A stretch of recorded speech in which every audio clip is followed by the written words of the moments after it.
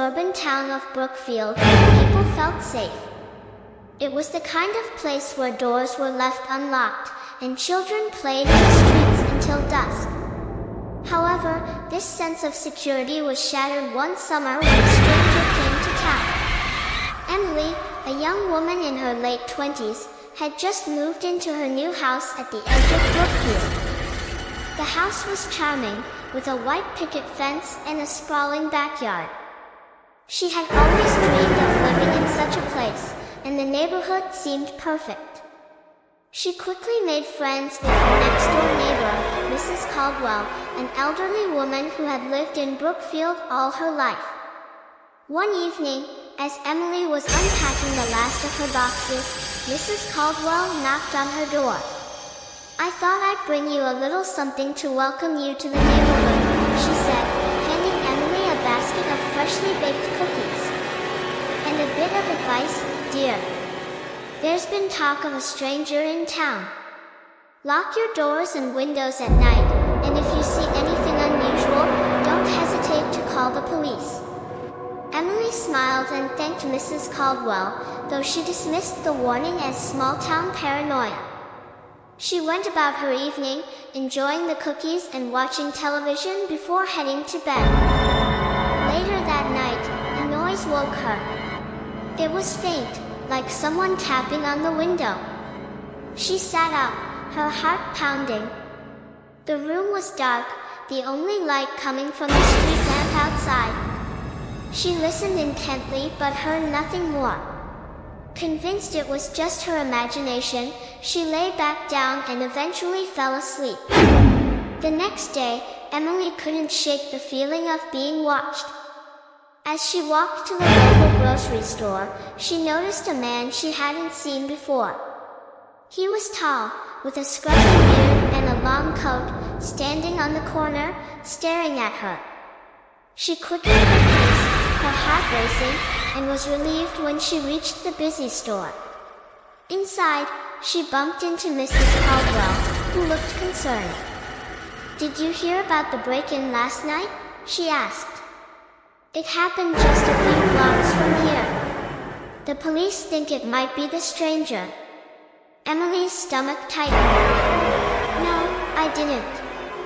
"That's awful." "Be careful, dear," Mrs. Caldwell warned. "You never know who might be watching." That night, Emily double-checked all her locks and closed the curtains tightly.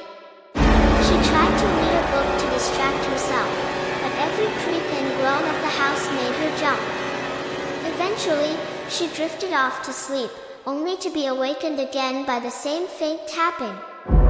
This time, she got up and crept to the window.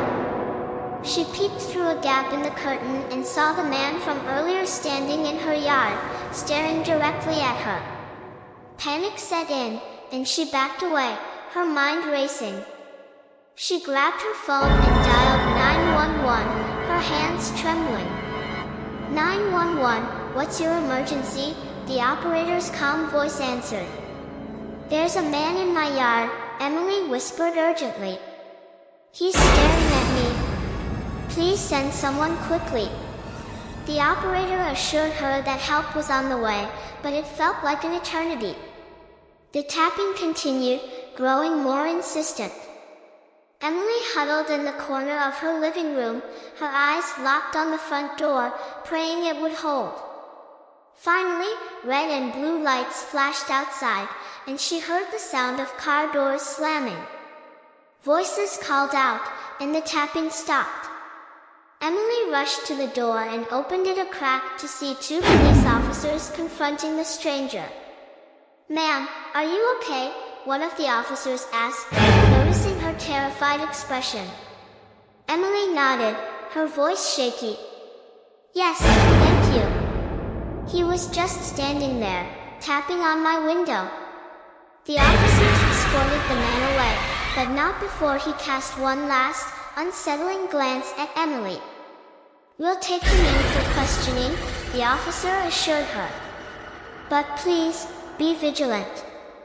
If you see anything unusual, call us immediately." The next few days were tense. Emily barely slept, jumping at every noise. She installed extra locks and even bought a security system. Despite these precautions, the feeling of being watched never left her. One evening, Mrs. Caldwell invited Emily over for tea. "You look exhausted, dear.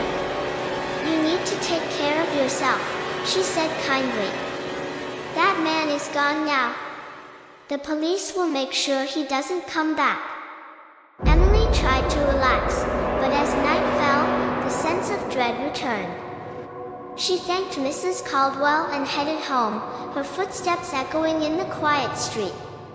As she approached her house, she saw a shadow move in the corner of her eye. She spun around, but there was nothing there. Hurrying inside, she locked the door and activated the security system. She went through her nightly routine, checking all the windows and doors. Satisfied that everything was secure, she went to bed, clutching her phone tightly. In the middle of the night, the alarm blared. Emily jolted awake, her heart pounding. She grabbed her phone and saw a notification from the security system, motion detected in the backyard. Trembling, she crept to the window and peered out. The yard was empty, but the feeling of being watched was overwhelming. She called the police again, her voice barely above a whisper.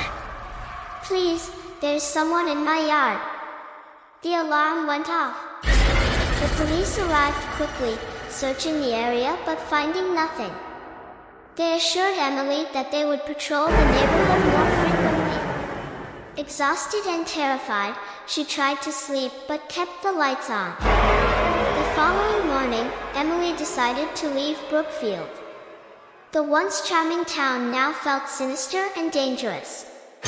She packed her belongings and said goodbye to Mrs. Caldwell, who looked both sad and understanding.